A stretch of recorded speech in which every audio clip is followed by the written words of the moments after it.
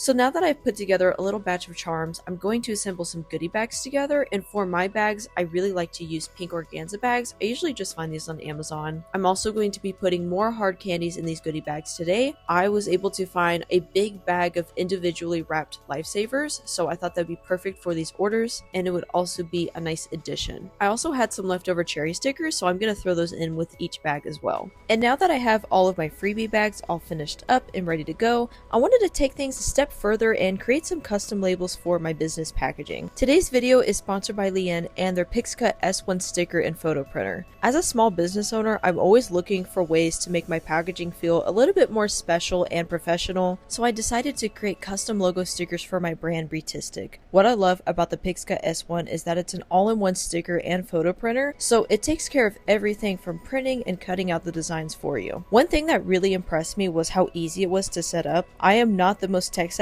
person, but the instructions were very straightforward, and I was able to get everything up and running within 20 minutes. Another feature that I think is great, especially for beginners like me, is their app where you can find thousands of templates that are already built in. So if you don't have your own designs yet, that's totally okay. You can choose from lots of different templates and start creating right away as soon as you get everything set up. I was really excited to start creating some designs, and besides making labels for my small business, I wanted to make something that I do in my free time for my scrapbooking, so I decided to print out some fun sticker sheets to put in my journal. It was really fun seeing my designs come to life and having custom stickers ready to use just in a couple of minutes. This is like a dream come true for me. I don't have to go out and buy my own stickers. I can make everything from home, and everything is amazing quality. So I decided to print out some more pages for my journal, and what I love about some of these templates is that you can actually refill the images with your own images. So since it is summertime, I wanted to do some summer stickers and add them to my scrapbook, since recently I went to the beach, and I also did a beach trip last year,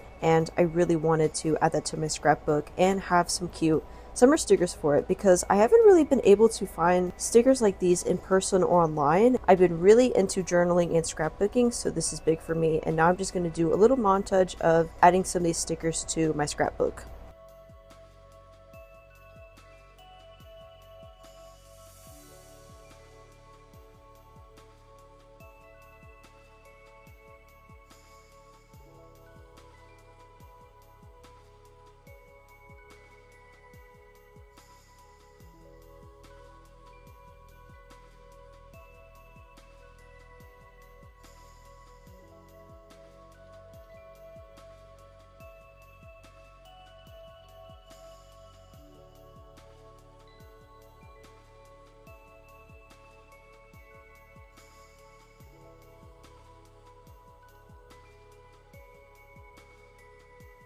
So whether you're looking to make a little extra money on the side by selling sticker sheets, starting a scrapbooking hobby, creating personalized gifts, or making custom labels and stickers for your small business, the Liene PixCut S1 has everything you need all in one machine. And if you'd like to learn more, be sure to use my code and check out the link in my description box. And now let's get back to creating. So now it is time to make a new earring for June's earring of the month. Since summer is here, I've been wanting to make something nostalgic, and I thought that drumstick earrings would be a nice addition. Once I cut out all of the circles, I'm going to slice it in half twice, so I'm left with 4 sections. And then for each half, I'm going to wrap it around a cone-like shape, and for this, I'm using a piping tip. One little trick I've learned is to dust the piping tip with cornstarch beforehand, so the clay doesn't stick and slides off much easier later on when I take it off. So once the cone shape is formed, I use a waffle embosser mat to press in the texture, and this is one of my favorite parts because it's always very satisfying watching the plain clay suddenly start to look like an actual ice cream cone. And after that, I'm going to use some soft pastels to add some shading and give it that baked golden brown look.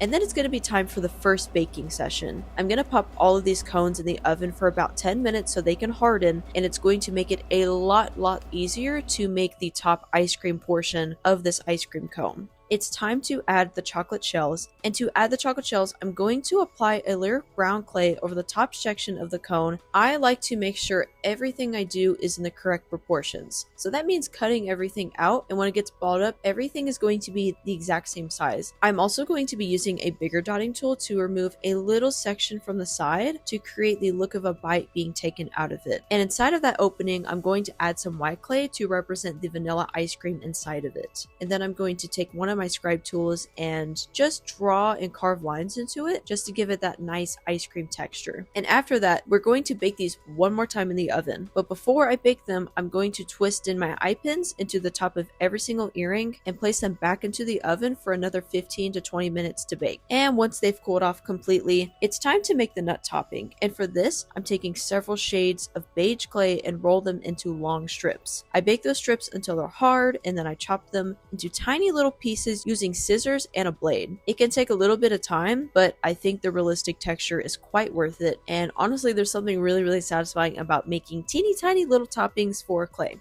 Obviously, we need something to adhere the nut pieces to the chocolate shell, and pretty frequently what I use to adhere toppings to my clay creations is varnish or glaze. So I'm going to use my clay glaze to adhere the nut pieces to the chocolate shell, sprinkle them on, and then I'm going to let everything dry before I assemble the earring hooks. I do make sure after this layer is dry to go on 30 minutes later and brush on another layer of glaze. That way I make sure all of the nut pieces actually stay onto these earrings. And after everything is dried, I'm going to go ahead and assemble all of these earrings, and everything is going to be complete.